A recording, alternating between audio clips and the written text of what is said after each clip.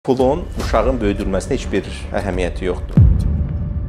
Azərbaycanda belə bir mif var, uşaq pulu verir, hamı doğar, amma bu işləmir. 40 yaşına kimi evlənməyibsə, axmağın biridir. Varlı kişilərin çox nadir hallarda yalnız bir dənə qadın olur. Heç bir pulla siz uşağınızı uğurlu böyüdə bilməyəcəksiniz. Yalnız seks doludur hər yerdədir. Rahat şəkildə bunu çox ucuz qiymətə əldə edə bilirsən. Demək olar ki, pulsuz da var. Hazır ər tapmaq olur 30-32 yaşında. Bu iki dənə xüsusiyyət kişini kişi edir. Fərhad bəy, münasibətlərdən danışdınız, idarəçilikdən danışdınız. Son zamanlar daha çox danışılan mövzulardan biri də ailə institutunun zəifləməsi oldu. Sizcə problem nədədir? Niyə ailə institutu zəifləyir? Bütün tarix boyu ailə institutu tranzaksional münasibət üzərində qurulmuşdu, iqtisadiyyat üzərində qurulmuşdu. Mənə nəsə dəyərlidir, amma bu məndə yoxdur. Gəlin kişi perspektivinə götürək. Mənə qayğı və seks lazımdır. Bu məndə yoxdur, amma qadında var. Və qadınlarda indənə kiminə yoxdur. Mənə də qorunmaqla hissi lazımdır, təhlükəsizlik hissi lazımdır və resurs lazımdır. Çünki qadınlar daha az pul qazanırdı əvvəlki dövrlərdə. Okey, gəlin dəyişək. Məndə olmayanı siz mənə verin, sizdə olmayanı mən sizə verin. Və bütün münasibətlər bunun üzərində qurulmuşdur. Müasir dövrdə bu işləmir artıq. Nə baş verdi? Qadın indi təhlükəsizlik, polis, ordu, prokurorluq, hüquq mühafizə orqanları, məhkəmə sistemisi var. Yaxşı işi var. Kişi ilə paralelində pul qazana bilir. Kişi artıq ona bunu verə bilmir. Mən sənə təhlükəsiz verəcəm, mən sənə pul verəcəm, resurs verəcəm. Kişilər perspektivindən seks, Allah şükür feministkalar seksual inqilabı Azərbaycana gətirib, yəni seks doludur hər yerdədir. Rahat şəkildə bunu çox ucuz qiymətə əldə edə bilirsən. Demək olar ki, pulsuz da var. Qayğı, Voltdan sifariş edərəm, mənə nəsə lazım olsun, xadiməni çağıraram, evimi yığışdırar. Paltarlarımı quru təmizləyə verərəm, ya da ki, bir dənə maşın alaram, özü hər şey eləyəcəkdir mənə də. Ev quruculuğu mənə lazım deyil. Yəni, bu tranzaksional münasibət bitibdir. Yəni ki, hal-hazırda nə keçid etmək lazımdır və bunu etmək çox çətindir. Mən öz-özlüyümdə dəyərliyəm, siz də öz-özlüyünüzdə dəyərlisiniz. Mən vuruluram sizin dəyərlərə, siz də vurulursunuz mənim dəyərlərimə. Bax, bu sevgi üzərində qurulan münasibətdir. Əvvəllər heç vaxt evlilik, ailə sevgi üzərində çox nadir hallarda qurulur. Hamısı tranzaksion, mənə nəsə lazım idi, sənə nəsə lazım idi, bunu həll etmək üçün biz birgə gəlirdik. Bu günləri biz bunu sevgiyə yönəltmişik. Və sevgini tapmaq çox çətindir, çünki 200 min il ərzində beynimiz ələ uyğunlaşmır, insanlar sevməyi bacarmır. Onlar yenə də tranzaksiya axtarır, mən səndən nə alacam, sən daha gözəl olmalısan, mən nə bilim, bədənin daha yaxşı olmalıdır, üzvü, gözü falanı, sən belə supermodel kimi görsənməlisən ki, sən məni cəlb edəsən. Qadın da kişiyə baxır, sənin də Ferrari'nin olmalıdır, Lamborghini olmalıdır, sən mənim bütün pullarım, hər şeyinlə mən gezməliyəm, Maldivə uçmalıyam, təyyarə ilə biznes klassına uçmalıyam. Qeyri-realistik və bunu edə biləcək, mən nə bilim, 1% insan var da, bu istəkləri qarşılayacaq. Bir insan içində bu tranzaksiyanın qiyməti bir xeyli qalxıbdır. Bu işləmir, sevə də bilmirlər. Çünki sevmək bacarığı çox az insanda var. Çünki sevməyi bacarmaq üçün ilk öncə özünü sevməlisən. Heç kimsə özünü sevmir. Sözdə deyir özünü sevir, narsizmlə irəli gəlir, amma həqiqi sevgi nədir, özü də anlamır. Ona görə sevə bilmir. Sevə bilənlərin də bir problemi sonra gəlir, çıxır ki, bu sevgini uzun müddətdə saxlaya bilmirlər. Əgər sən iqtisadi tranzaksiya üzərində münasibət qurursansa, sən onu uzun müddətdə saxlaya bilərsən. Əgər sevgi üzərində qurursan və sən bu sevgini inkişaf etdirmirsən, 10 illiklər boyu, sən gecə-tezi ayrılırsan insandan, çünki hisslər bitir. Çünki hiss üzərində də qurulan hər hansı bir nigah çox çətindir onu saxlamaq. İndi ailə qurarkən sevgidən çox daha çox maddiyyat axtarılır. Maddiyyat da hamı axtarır, sadəcə qeyri-realistik maddiyyatlar axtarır. Mən xanımlara deyirəm, əgər siz sevə bilmirsinizsə kişini, sizə tranzaksiya lazımdırsa, sizin bu günləri, bugünkü şəraitlərdəki kişi və qadın bərabər qazana bilir. Sizin yeganə imkanınız kişiyə böyük bir fora verməkdir. Əgər əvvəllər 3-4 idi, kişi ilə qadın arasında fərq, indi bu fərq siqanə etmir. Siz gəlir 10 plusa baxasınız, kişi artıq getsin, karyerasını qursun, pulunu qazarsın, evini alsın və sonra gəlsin sizin yanınıza. Amma digər tərəfdən də biz axı qızlarımızı aldatmışıq, demiş sən də get karyera qur, təhsili al, sən də 30 yaşında gəlirsən, evliliyə hazır, düşünürsən ki, evliliyə hazırsan.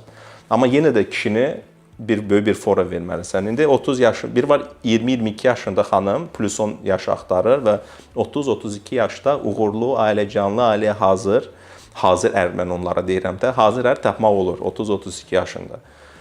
30 yaşında sən plus 10 il baxanda, əgər kişi 40 yaşına kimi evlənməyibsə, axmağın biridir böyük ehtimalla. Əgər ya da ki boşanmışdı. 2 dənə variant var. Əgər boşanmışdırsa, o növbəti 10 ildə evlənməyəcəkdir. Çünki 40-50 yaş arası boşanmış kişi üçün ikinci ergənlik periyodudur. O gəzmək istəyir, çoxlu qadın istəyir də. Bu təəssüf olsun ki, əksəriyyəti belədir. Sən 30 yaşında 50 plusa baxmalısan. Bu oje maraqlı deyil. Sən cavan qızsan, saxlamısan özünü yaxşı münasibətlər üçün, yaxşı ehtiraslı bir sevgi üçün 50 plusda da sən onu ala bilməyəcəksən. Ona görə gəlib dirənirlər. Əgər siz for istəyirsiniz, əgər siz düşünürsünüz, sizi sevə bilmirsinizsə qadın olaraq, ona görə 30 yaşına kimi gözləməyin. 20-22 yaşında ərə gedin, 30-32 yaşlıya istədiyinizi alacaqsınız. Ya da ki, əgər 30 yaşına kimi gözləmirsinizsə, onda beyninizi çöndərin. Mən tranzaksional gəlin, mən həqiqi sevgi axtarışında olacağam. Mən kişinin sevdiyinə görə o ilə ailə quracağam. Mənə vacib deyil, pulu var, pulu yoxdur, məndən çox qazanır, məndən az qazanır, fərqi yoxdur. Mən onun ruhunu sevmək istəyirəm. Əgər mən onun ruhunu sevirəmsə, o mənə daxildən hüzur və təhlükəsizlik verirsə, mənə bu yetərlidir. Hamısının biraz olmayacaqdır. Həm sevgi olsun, həm məndən statuslu olsun, həm daha çox pul olsun, həm də mənə azadlıq versin, bu işləməyəcəkdir öz-özünə. 30 yaşa çatanda insan çox seçici olur. Seçici olmaq öz əllərindədir də. Əsas dedin ki, insan öz-özünü aldatmamalıdır. Böyük bir miflərdən biri odur ki, mən 20 yaşında kimi seçərdim, 30 yaşında daha yaxşı seçə bilərəm. Bir şey, əgər qadın perspektivindən danışırıqsa, bir şey unutmayın ki, kişi də seçir də. Bu perspektivdə siz seçmirsiniz ki, kişi də sizi seçir. Və siz çox güman ki, okey də, klassik olaraq 3-4 il fərqlə bir kişi axtarışındasınız da, biraz heç olmasa bu fizioloji olaraq cəlb etmə olsun. 30-34 yaşlı kişi bu günləri, əgər pulu varsa, karyerası varsa, onun opsiyaları həddindən artıq çoxdur. 22 yaşlı çox yaxşı ailəcanlı qadın bu gün ərə gedə bilmir Azərbaycanda öz həmyaşıdlarına. Çünki 22 yaşlı oğlan çox güman ki, axmağın biridir, hələ ki yetişməyibdir. Və o çox rahatlıqla 30-32 yaşında, 22-25 yaşında arasında xanımla yola gedəcəkdir. O hələ korlanmayıbdır, onun karyerası yoxdur, pulu yoxdur, digər münasibətlərdən travması yoxdur. Onun təslim olması daha rahat olacaqdır da bu kişi üçün. Əgər siz maskulin kişi istəyirsinizsə, orada təslimiyyət mütləq vacibdir. Əgər siz bərabər partnyorluqda kişi axtarırsınızsa, orada təslim olmaya bilərsiniz, amma böyük ehtimalla narazı qalacaqsınız o münasibətdən, o da var. Fərhad bəy, cəmiyyətimizdə əksər qadınlar ona dəstək olan həyat yoldaşı axtarır. Kişiləri isə deyirlər ki, qadınlar kaşlokla kimi yanaşır kişilərə. Bu fikirlə razısınız, kişilər haqlıdır bu məsələdə, yoxsa qadınlar? Dedim, tranzaksional münasibətdə bu normaldır. Qadın sənə uşaq verir, sənin ala bilmədiyin, sənə ehtiyacı olduğu qayğını verir, ailə verir, status verir. Xüsusən statuslu qadından söhbət gedirsə də, onun da öz ailəsi də yaxşıdır, özü də xanım yaxşıdır. Yəni ki, o da sənə bir çox şeylər verir də, sənə lazım olanlar. Və bunun müqabilində, bəli, sən maskulinlik nədir də öz-özlüyündə də? Məsuliyyət götürməkdir, qadının qarşısında ona təhlükəsini təmin etməkdir, bir də resurs verməkdir, təmin etməkdir öz-özlüyündə. Bu sənin, yəni kişi olaraq bu həyatda borcundur və bundan qaçmaq lazım deyil. Və qadın bunun müqabilində sənə digər istədiklərini verir. Hər ikisi normaldır. Mən düşünürəm, bu qadınlar pulgirdir, bunu yalnız zəif kişilər deyə bilər. Mən demirəm ki, pulgir qadınlar yoxdur, əminliklə pulgir qadınlar var. Yeganə problem odur ki, əgər xanımın yeganə istəyi resursdursa, pulsa, bu çox təhlükəli bir məqamdır. Mənə bir izləyici yazıb ki, mən 18 yaşında 40 yaşlı kişiyə ərə getmişəm. Çox yaxşı biznesmendir, çox yaxşı pulu var idi. Ona görə mən də qərar verdim ki, mən də ona ərə gedim. 5 ildən sonra həmin o kişi yol qəzasına düşür və ölür. Onun qardaşları bütün pullarını əlindən alır və bu qadın indi 25 yaşında digər evlərini yığışdırmaqla məşğuldur. Baxın, pul Allah verir bizə. Bir saniyənin içində də ala bilər. Hacı Zeynalabdin Tağıyevin hekayəsi hamımızın göz qabağındadır. Qafqazın ən varlı kişisi bir gün içində müflis oldu. Hamısını əlindən aldılar. Pulu hər zaman əlinizdən ala bilərlər. Əgər siz münasibəti saxlayacaq yeganə puldursa, bu münasibətin gələcəyi yoxdur, təəssüflər olsun. Çünki istənilən zaman bu pul gedə bilər. Amma sizi bağlayan daha dəyərli, sevgini hamı bacarmır, amma ən azından hörmət, dostluq münasibəti varsa ortada, bu ilə siz çıxa bilərsiniz. bütün bu krizislərdən çıxa bilərsiniz. Bu yoxdursa, sadəcə puldursa, bunun gələcəyi yoxdur və sırf kişilərə məsləhətim odur ki, qadın sizinlə sırf pulunuza görədirsə, düşünürəm o qadınla olmaq lazım deyil. Mənə görə əgər bir kişinin ağlı, savadı varsa, onun pulu önəmli deyil. Ondan ailə qurmağa dəyər. Çünki pulu bir gündə qazanmaq da, itirmək də olur, amma ağıllı insanı tapmaq mənə görə çox çətindir. Ağıl bir tərəfdə də məsuliyyətli olmalıdır və zəhmətkeş olmalıdır. Mən ağılı ikinci çünki ağıllıdır, Samuel Serçovda bütün Nobel mükafatları alırlar, çox ağıllıdır, amma qadınlarına qarşı çox pis rəftar edirdilər. Çünki qadını qarşısında məsuliyyətdir, ailəsi qarşısında məsuliyyətdir. Bir də zəhmətkeş. Bu iki dənəsi varsa, bu oğlan heç vaxt pulsuz qalmaz. Ona görə və bunları çox rahat seçə bilir xanım. Ən əvvəl anası ilə münasibətinə baxsa, anası zəng vuranda anasına necə cavab verir oğlan? Ailəsinə qarşı münasibətini yoxlaya bilər. Zəhmətkeşliyini yoxlaya bilər. Məsəl üçün, neçə yaşdan işləməyə başlayıbdır? Əgər sizə çox vaxt ayırırsa, xanımlar, bu yaxşı göstərici deyil. Yəni, zəhmətkeş kişinin sizə ayıracaq vaxtı çox azdır. Yəni ki, o gedib işləməlidir, xüsusən cavan yaşlarında işləməlidir. Və bunu dəyərləndirmək lazımdır. Nə ki, mənə nə qədər çox vaxt ayırır, pul qazanmağa nə qədər çox vaxt ayırır. Və bu iki dənə xüsusiyyət kişini kişi edir. Yəni ki, dərhal bilə bilərsən ki, bundan nəsə çıxacaq yoxsa yox, bundan ər çıxacaq yoxsa yox. Fərhad bəy, indi belə bir düşüncədə formalaşıb ki, əgər kişi pul xərcləyirsə qadını sevir, əgər pul xərcləmirsə sevmir. Bu necə doğru fikirdir? Baxın, təbiət kişiləri cömərd böyüdübdür, səxavətli böyüdüb. Çünki bu məcburiyyətdən belə olubdur da. Sən resurslarını paylaşdığına görə qadın səndən olmaq istəyibdir. Yəni bütün təkamül boyu. Əgər sən gedib mamontu ovlamısan, hamısını özünə saxlamısansa, heç bir qadın səndən uşaq istəməyəcək də. Qadın istəyi odur ki, sən resursları ilə paylaşasan. Ona görə biz daha çox səxavətli kişilərin genlərini daşıyacağıq da. Daha çox onlar reproduksiya edibdir və genlərini çatdırıbdır bizə. Kişi bonus alanda ilk növbədə nə edəcəkdir? Gedəcəkdir, qadınına, uşağına bir hədiyyə alacaqdır. Amma qadın bonus alsa, çox güman gedib özünə xərcləyəcəkdir də bu pulu. Qadınları isə təbiət yığmağa doğru, özünə yığmağa doğru yönəlir. Çünki qadının ən böyük narahatlığı təhlükəsizliyidir. Mən özüm üçün eləyəcəm. Qadın gedib kişisinə maşın almır bonus alanda. Amma kişi gedir, qadını alır. Və bu normal dinamikadır ki, qadına pul xərcləmək lazımdır. Və bunun da bərəkəti də başqadır. Əlbəttə ki, qadın bərəkətlidirsə və nankor deyilsə, yəni ki, o da çox sağ olunu şükrandırsa, yəni ki, bu gözəldir. Kişiyə ən çox sevindirən nədir? Yəni ki, gedib qadına bir də bahalı bir saat alsın, qolbaq alsın, ya da ki, sep alsın və onu gəzdirsin özünə. Desin, bu qadınıma bax. Qadın kişinin statusunu göstəricisidir. Kişinin özünə o qədər pul xərcləmir, nəinki qadına. Bu normal bir dinamikadır. Sadəcə bunu bir şey nəzərə almaq lazımdır.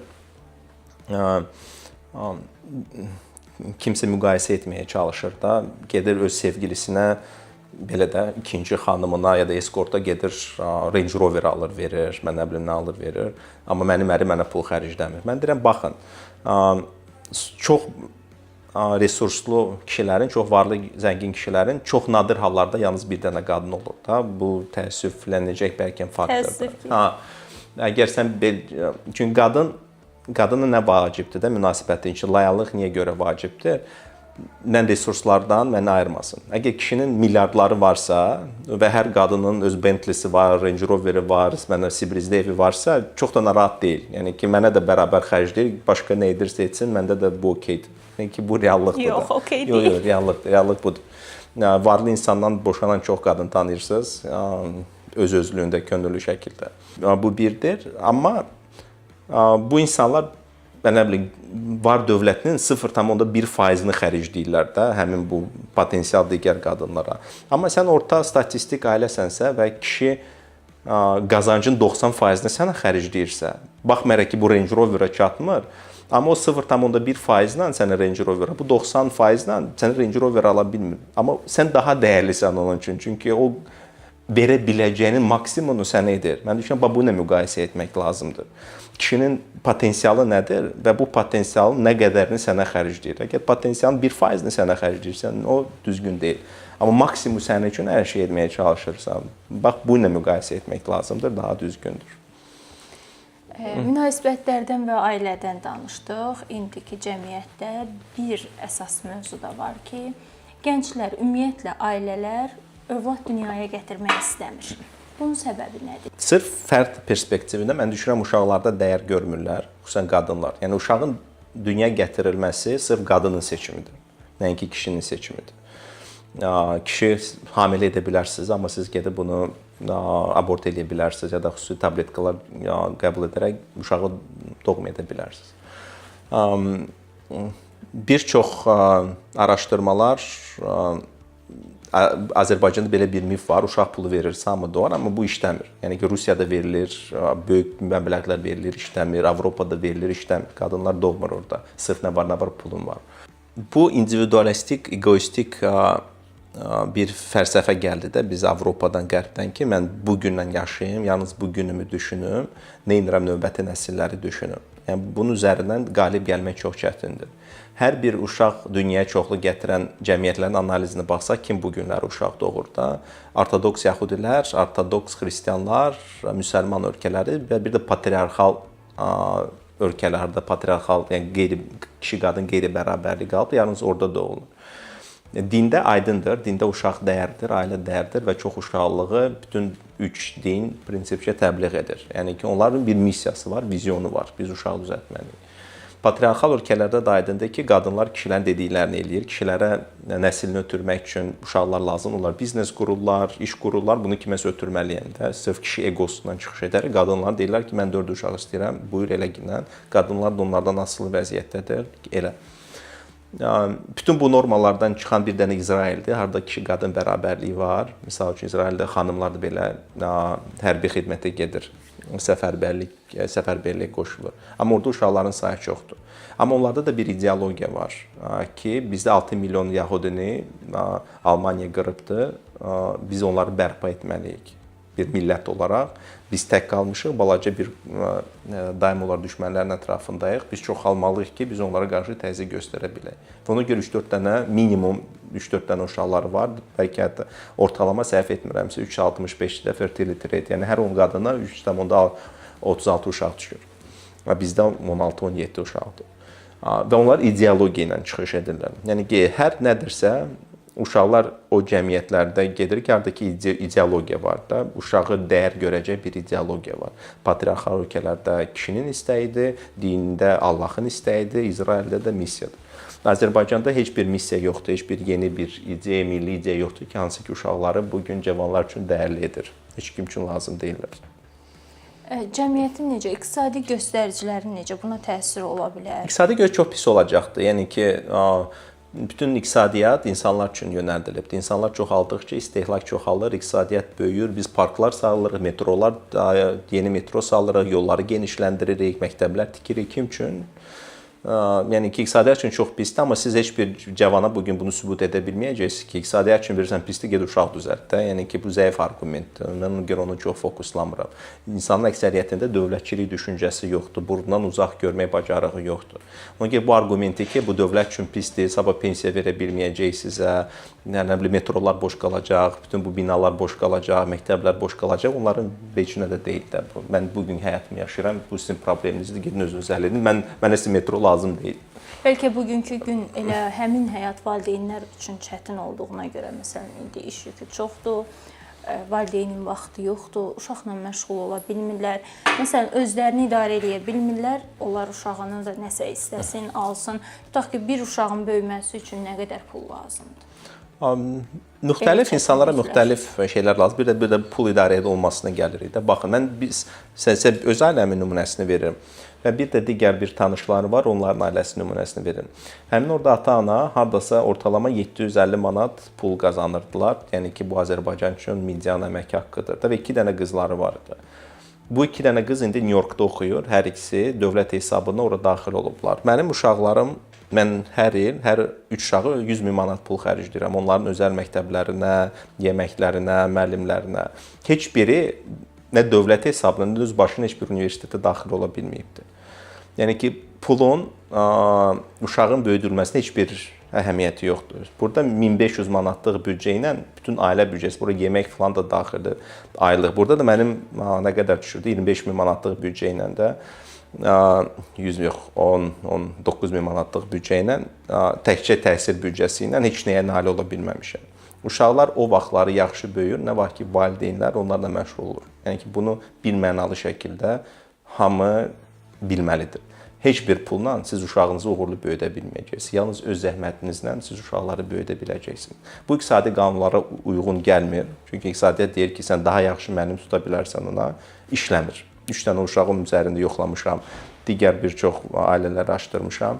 Nə vaxt ki, ana və ata öz uşağının böyüdülməsinin inkişafına vaxt sərf edir, yalnız o zaman uşaqlar nəticə göstərir. Bir də uşaqlarda əlbəttə ki, bu göz acılığı olmalıdır. Məsələn, ən uğurlu insanlara baxsanız, çox nadir hallardan hansısa bir varlı ailədən gəliblər. Onlar hamısı sıfırdan özləri başlayıblar. Ümumi insan həyatını dəyərləndirən, ümumi insan həyatında baş verən nüans. İnsanlar niyə xoşbəxt olmaqdan daha çox güclü olmaq istəyirlər? Yəni münasibətlərdə, məsələn, bir kişi deyir, mənim dediyim olmalıdır, qadın deyir ki, yox, mənim səndən nəyim əskikdir ki. Yəni xoşbəxtçilik qalır, bir-birinin sözünü belə desək, boğazından keçirmək qalır qıraqda, hər kəs öz egosu ilə davranır. Bilirsiniz, bu iki başlı əjdaha işləmir. Siz görmüsünüzmü belə bir şirkət 2 dənə prezident olsun ya da bir ölkə 2 dənə prezident olsun? Yəni ki, ailədə belə bir quruluşdur. O iki başlı ola bilməz. Yəni ki, hər kimdirsə onlar qərarlaşmalıdırlar və əvvəlcədən qərarlaşmalıdırlar. Beta kişilər var, hansılar ki, daha bilmirəm, bu kişi maskulin xasiyyətli deyək ki, xanım istəyirlər. Bunların çox yaxşı ailələri olur. Hatta alfa kişilər var və qadınlar ona təslim olur. Bunlar çox yaxşı olur.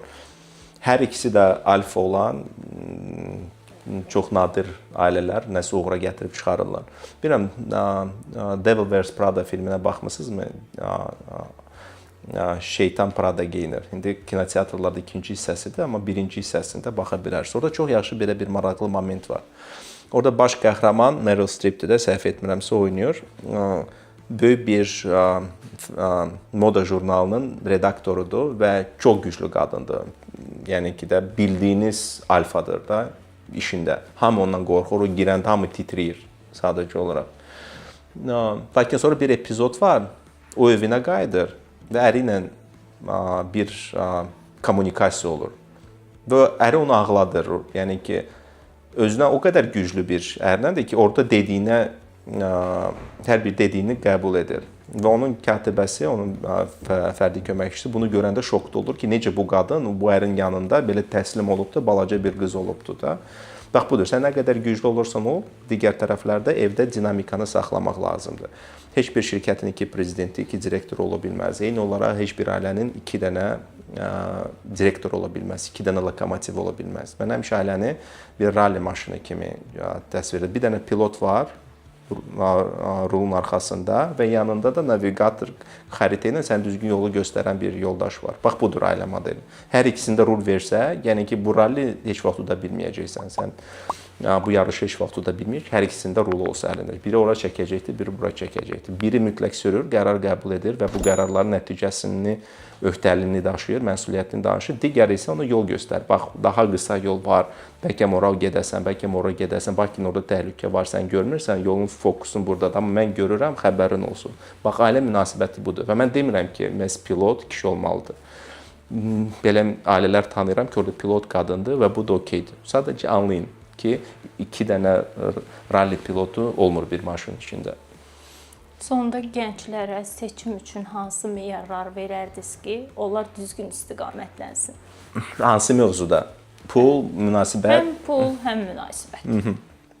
Çox yaxşı sualdır. Pulun idarə olması, pulun psixologiyasını anlamaq lazımdır. Bunu özündə inkişaf etdirmək lazımdır. Xərclərə nəzarət, gəlirlərin çoxalması və cavan vaxtlarında daha çox yığıma fokuslanmaqdır. Yəni ki, sən cavan vaxtlarında çox işləyərək daha az xərcləyə bilərsən, bu pulları yığa bilərsən və 40 yaşında artıq maliyyə müstəqilliyini əldə edə bilərsən. Cavanlıqda çox pul xərcləməyin, cavanlıqda çoxlu pul yığın. Bu pulla istiqamətdə. İkincisi, düşünürəm, hər bir cavan özündə sevmə bacarığını inkişaf etdirsə, düşünürəm, daha xoşbəxt olar. Çünki ənənəvi model tranzaksional. Mən səndən nəsə gözləyirəm, sən də məndən nəsə gözləyirsən. Artıq o qədər xoşbəxtliyə gətirib çıxarmayacaqdır. Mən düşünürəm, sən öz özlüyündə yeterli olmalısan partnyorun da öz-özünə yetərli olmalısan və sən onu bu cür sevməlisən. Düşünürəm, bax bunu bacarsalar sevgisini aşılamağı da sevgi üzərində münasibət qurmağı bəlkə daha xoşbəxt münasibət qura bilərlər. Təşəkkür edirəm Fərhad bəy, dəvətimizi qəbul etdiniz, bizimlə həmsöhbət oldunuz. Xoş oldu, çox sağ olun. Bizə də xoşdur. Sağ olun.